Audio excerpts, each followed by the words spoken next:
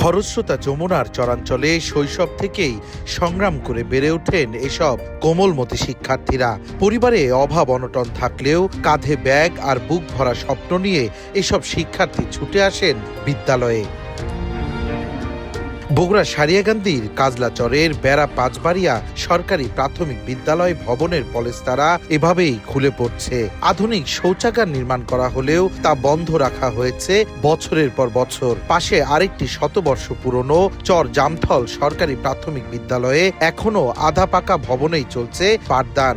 এই দুই বিদ্যালয়ের কোনোটিতেই নেই প্রধান শিক্ষক। সহকারী শিক্ষকের ৬০টি পদের বিপরীতে দুই বিদ্যালয়ে শত শত শিক্ষার্থীর পাঠদানের জন্য মাত্র ৩ জন করে শিক্ষক দায়িত্ব পালন করছেন।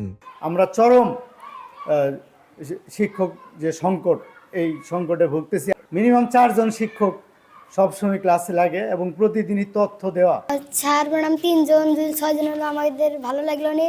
6 জন 6 সাবজেক্ট ক্লাস নিল নি, তাহলে ওগুলো আমার ভালো লাগলো। বগুড়ার 12 উপজেলায় ১৬০১টি সরকারি প্রাথমিক বিদ্যালয়ের মধ্যে দীর্ঘদিন ধরেই প্রধান শিক্ষক নেই ৮৬৫টিতে। এছাড়াও শূন্য রয়েছে সহকারী শিক্ষকের ৪৭৪টি পদও। সবচেয়ে বেশি শিক্ষকের পদ শূন্য রয়েছে সারিয়াকান্দি, সোনাতলা ও ধনুটের চরাঞ্চল জুড়ে। রয়েছে ১৫০'র বেশি আধাপাকা বিদ্যালয় ভবন।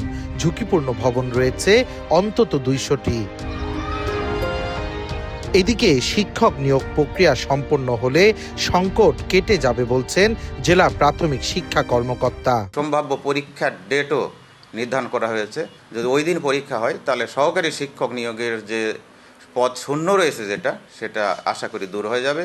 দ্রুত ঝুঁকিপূর্ণ ভবন ও শিক্ষক সংকট সমস্যা নিরসন হবে এমনই প্রত্যাশা শিক্ষক, শিক্ষার্থী ও অভিভাবকদের। সঞ্জু রায়, দেশ টিভি, বগুড়া।